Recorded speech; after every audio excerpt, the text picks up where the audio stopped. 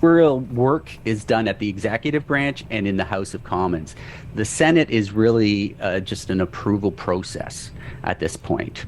So it is supposed to represent all of Canada too. So Senate, the senators are not just picked out of whim.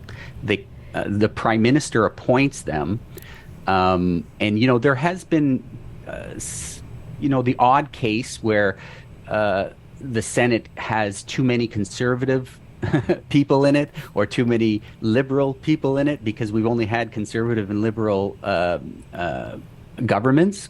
So those liberal and conservative prime ministers that we have, they have biases. They're going to put into place people who have the same understandings as they do or same values as they do. So it can be tricky sometimes passing laws if they are too extreme, let's say, and there's too many, and there's less liberal, let's say, Senate representatives. They should be independent, really. That's how it should be. But we all know that there is bias because they are being chosen by a prime minister, right? Who is prime minister of a particular party.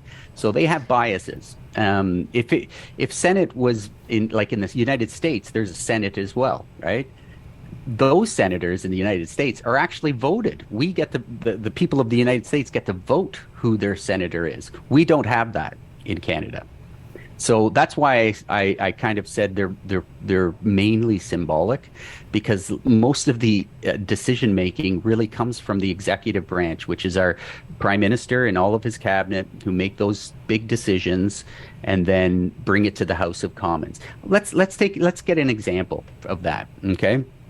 So what law has been passed recently? Okay, let's say when CERB came out during COVID, okay, where the government said we are going to give this much money to everybody to get through COVID who's having problems. That idea came from the Prime Minister and from the executive branch, but it had to be passed in the House of Commons. There had to have been at least 50% of the MPs that agreed with that law, and which they did. So in the case that we have right now, we have what's called a minority government. Our current government, Liberal government, doesn't have enough seats to pass law on its own. It has to team up with another party right now, which they're doing with the NDP, right? And so the NDP and the Liberals had enough seats in the House, more than 50%, to be able to pass that CERB law, for example. Okay, so that's kind of how it works. Now there's another. The next branch. According to the Canadian website, it says that we have 105 senators. 105. Okay, I thought it was in the 200s. Okay, yeah, so we should have roughly about what was it, the 130 some odd MPs? No, 332, I believe. Yeah, 332, something like that. It changes. That changes because our population changes, right? And we don't want to have communities that have less representation, I should say, than others. So generally, like the big cities like Toronto, for example, they'll have about 100 to 120,000 people in one riding. But there's some rural places that have very low populations, but big area, that may have only 25,000 people. So there is a little bit of a discrepancy on representation, but generally we try to make it as fair as possible. And that's why it increases. In the beginning of the 2000s, for example, we only had 304 seats. Then it went to 308, and then the 316, and today it's in the 330s, just because our population continues to grow. And we want to keep that ratio the same. Sorry, Nick. I'm sorry? I have a question. Sure. Why do we have that many senators? Who decided to have that many of them? Okay, why do we have so many? It's historical. So again, with Senate changed too as our population grew. But again, this is part of our parliamentary democracy that I was talking to you about. So Parliament is that legislative branch. Okay, it's all of this actually. It's executive branch, the judicial. This is all part of what's called parliament, and it comes really from our history of England being a part of England at one time, or a colony of England, because that was their system. So we basically adopted the system from England and brought it here. And like I said, in the beginning of Canada, we had a House of Commons and people got to vote, but not everybody. Women weren't allowed to vote. People who didn't own a business or didn't own property were not allowed to vote. So in the beginning days of Canada, it was very much governed by and for the economic elite. It wasn't really about the people. Even though we were called a democracy at the time, there's not too many people who had access to this democracy, right? So that changed over time, right? Women were allowed to vote in the early 1900s. That came in. Indigenous people weren't allowed to vote up until the 60s, the 1960s. Actually, Chinese Canadians were not allowed to vote in Canada until the 1960s. There are areas, municipally, okay, we're talking about federal government here, but municipally, it was 1970, believe it or not, in our lifetime. 呢度呢，我覺得好 remarkable 嘅呢，就係大家要理解呢，原來有好多嘢呢都係好 recent，我哋先至算係叫做民主喎。佢頭先啱啱講呢，係60-70年代呢，女人或者中國人或者係市政府先至大家真係有得投票。所以你理解嘅嘢咧，就係我哋其實響呢個民主嘅路程咧，加拿大咧雖然係立國100幾年，但係其實咧係好 recent 先至有呢個民主真係嘅全方位咁樣出現，只係得幾十年嘅。冇錯啦，同埋即係話。我哋而家行緊呢條路呢，唔一定係最好嘅噃，因為我哋啱啱先至開始。呢個我係希望大家諗嘅嘢。呢個係非常之重要嘅重點嚟嘅，因為我哋原來我都唔知道，原來我哋嘅民主呢，原來係幾廿年貨仔啊！係即係咁淺窄啊，應該話係啊，真係大鑊啊！係啦，繼續。Most of our lifetimes, that no one could vote for it in a municipal election unless you owned property. Okay, if you rented a home, you're not allowed to vote. So that changed in 1970. So things are becoming more democratic as the years have gone on. How about I finish this one slide and then we'll get back into that, because I have a feeling that you may have other questions when you see the next slide. So we have another question actually. Sure. Okay. About whether there are NDPs and conservative people in the cabinet. No. So our system doesn't allow for that. One of the things that Mimi and I have spoken about when we thought about doing this was conveying how our voting system works and the way we elect our MPs. And the current system that we have is called first past the post, which basically means whoever gets the most votes wins. However, there has been some problems with that, because if you have, for example, 4 different parties, and 3 of them get 20%, and the other one gets 40%, the guy with, or woman or whoever with 40% wins, but there's 60% of people who are not represented in that win, right?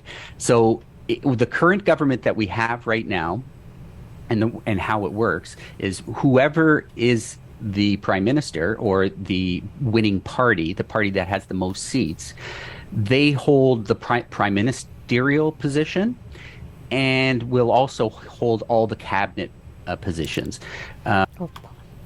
嗱，呢一度咧，我哋一陣間你 hold 住嗰個 thought，就係頭先佢講嗰個 first past the post，嗰個40%嘅選票嗰班友可以坐晒所有嘅位，有60%嘅人其實係 not being represented。呢一樣嘢，你大家 hold 住嗰個 thought， 因為咧之後咧我哋會再講呢樣嘢嘅。First past， 首先解釋翻 first past the post 係乜嘢啦？First past the post 就係第一個攞到最多票，過咗個門檻嘅話，係啦，咁就 OK 啦。係啦，其他嘅嘢咩都唔使理啦。冇錯啦。好，我哋繼續。Again, we have a minority government right now. We haven't gotten into this yet, but I hope you all understand what that means. But a minority government means that the current government didn't get enough seats to hold a majority to pass laws all on its own. So that's why there is a partnership right now between the Liberals and the NDP. However, in our system, it doesn't allow our prime minister would never have anyone other than his own party as a cabinet minister, okay? Because of 嗱，所以呢樣嘢又係另外一樣嘢啦，就係雖然第一樣嘢就係雖然而家 NDP 同 Liberal 係 sort of 大家有溝通，即係聯盟啦，新民主黨同埋自由黨有聯盟啦。我哋嘗試講翻中文，但係。我哋嗰啲 cabinet 咧，都仍然係一色係自由黨，部長咧全部咧都係清一色係自由黨員嚟嘅，係啦。咁另外一樣嘢咧就係咧，就算我哋新民主黨佢哋有個聯盟都好啦，係而家嘅做法咧就係我哋一早坐低傾好咗，係我哋而家合作，咁樣咧就我乜都話好啦。即係變咗要高嗌高啊！係啦，就係咁啦，而唔係話咧，都係要睇下乜嘢，先至決定究竟我係咪幫你？即係嗰樣嘢係變咗 all or none 啊！呢個係其實唔係一個最好嘅聯盟，即係對於加拿大人嚟講咧，唔係一個最好嘅聯盟咯。其實點解 Emergency Act 嗰陣時候係通過，就係呢個其中一個原因啊嘛。冇錯啦，冇錯啦。佢岌頭就岌頭啦嘛。係啦，即係我自己覺得咧，其實咧，無論你係點樣嘅合作方式都好啦，係唔應該一刀切嘅。係冇錯。因為你無論係乜嘢政府都好咧，梗有啲好嘅嘢，梗有啲唔好嘅嘢。有啲好嘅政策同埋有啲壞嘅政策。冇錯啦，咁你而家就係我哋大家總之連頭傾咗，乜嘢嘢都一齊嘅時候，咁就乜嘢嘢都一齊喎，真係。大家圍一圍咯嚇。係啦，但係你有啲嘢明框唔係好噶嘛。咁好明顯啦呢樣嘢。咁你都要一齊喎。唔係對加拿大人好嘅喎，係一個比較大家好貼近或者係瞓身式嘅聯盟啦，或者唔係咁咪係唔好咯。所以就係對於我哋加拿大整體 at large 係唔好咯，從而促成咗自由黨喺即係而家執政政府入面嘅獨裁咯。冇錯啦，因為其他所有嘅反對聲音都冇用啊嘛，係啊，得個講字嘅啫嘛。係啦，冇錯啦，嚇就係咁啦。How uncooperative, let's say, our system is right now. The only cooperation we get is, what we have right now with the NDP and the Liberals. They made a little deal saying we won't have an election if you do this, let's say. And so what Jagmeet Singh did, for example, in Canada, was he asked for dental care. And that agreement apparently is going to happen. It hasn't happened yet, but that's the only thing keeping the current government in power. Does that answer the question? I think it was it Ednita that asked that question? No, that was Ping Ping. Oh, Ping Ping. Okay. Thank you, Nick. Oh, you're welcome. So did that answer your question, though? It's a little confusing right now because we're. Yes. Yes, okay. I got it. Okay, great. Okay, well, let's just talk about the last branch of government. Okay, there's three branches. Okay, we talked about the legislative, we talked about the executive. Now we have the judicial branch, which is all of our courts, our court systems. Now you'll notice that there's no arrow on top of that branch of government. That's because the judicial branch is independent from all the other branches. And the reason why is because they can't be influenced by the others. They basically take the Constitution that we have, the laws of the land, and they interpret them when there are disputes. Okay, and now the highest court in our country is called the Supreme Court of Canada. So if there's a law, so let's say the province, in a province, because there's lower courts as well, federal, provincial, and territorial, and let's say somebody has an issue around something that may be associated to the Constitution. Let's say adoption. Somebody wants, this has come up, for example, an adoptee, somebody who was adopted, wanted to know who their parents were, but were not being allowed. They weren't giving that information. So that person went to the provincial court and said, I want my records.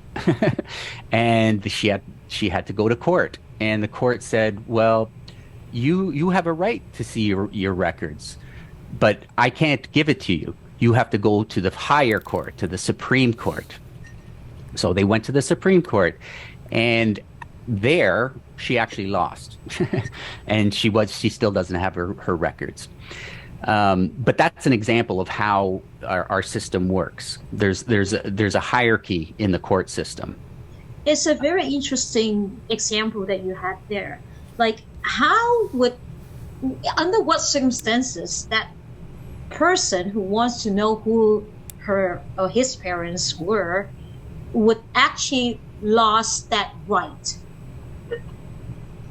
Yeah, well, it's traditional or it's conventional, right? Like it came from the past. So there's a lot of laws on our books that are very, very old. Like the emergency acts that we had, eh? Right. Oh, the Emergency Act, I mean, that actually came in not too long ago, in the 1980s, actually, when we changed our Constitution. Because, you see, we were part of we were under we couldn't make laws without getting approval from England up until 1980, when we decided as a people that we want our own Constitution. We don't want to be under England anymore. We want to make our own rules. And we don't want to have England's approval before we have our own rules in our own country. So in 1980, we came out with a new constitution, which included something that's really important to every one of us, and that's called our rights and freedoms.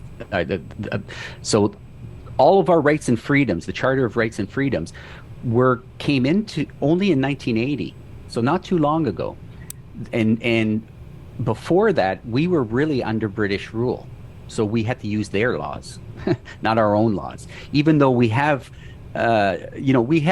grown into someone different than England, right? We have our own ideas about how we want to interact with one another and how we want our government to interact with us. And so the Emergencies Act came in because of instability that was happening in Canada at one time, so that law came in, and it was voted on by our MPs, and it was approved, and became part of our rules or our laws, let's say, in Canada, or the ability to use that law in our country. Does that answer the question, Mimi? Yeah, and I do think I have memory of Clarkson, our past Governor General, Wu Bingji. She had actually talked about, she was actually one of the people going through putting in the Canadian Charter of Rights and Freedom. Yes, because we had to get approval from our king. So, I mean, again, it was largely ceremonial because there was no dispute. Our queen at that time. Oh, our queen. Yes, I'm sorry. Yes, Queen Elizabeth. So there really was no dispute. I mean, she essentially just signed off. So there was no back and forth, let's say, no negotiations.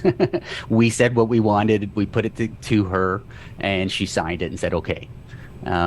So that's how that worked. I mean, there is a movement in Canada to abolish the monarchy, to get rid of this, because it is largely symbolic. It does actually cost us, every single one of us. We pay the king and queen or queen every single year. They get money from us taxpayers, you know, like from Canadians. So, and really, what is their influence in Canada? You know, do you think you felt a connection with the monarchy? Do you ever feel like you that that's a lot of people, to be quite honest with you, when I tell them that our the king or queen of England is our head of state, they're like, no, you can't. What do you mean? What are you talking about? I thought we were our own country.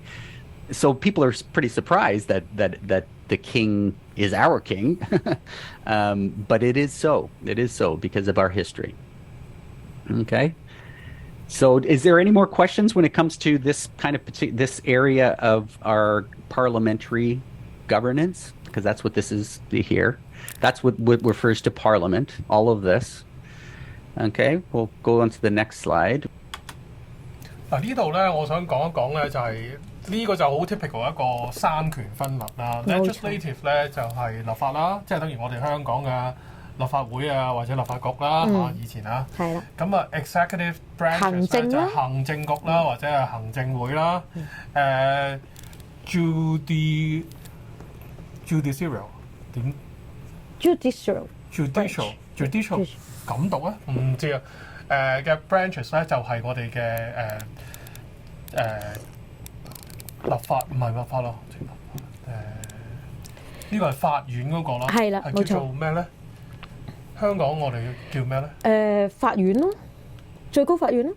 最高法院係 Supreme Court of Canada 啊。律政處嗰度。律政司有人啦，律政處啦，律政處嗰陣啦。係呢個，總之呢個就係三權分立，就係呢三樣嘢。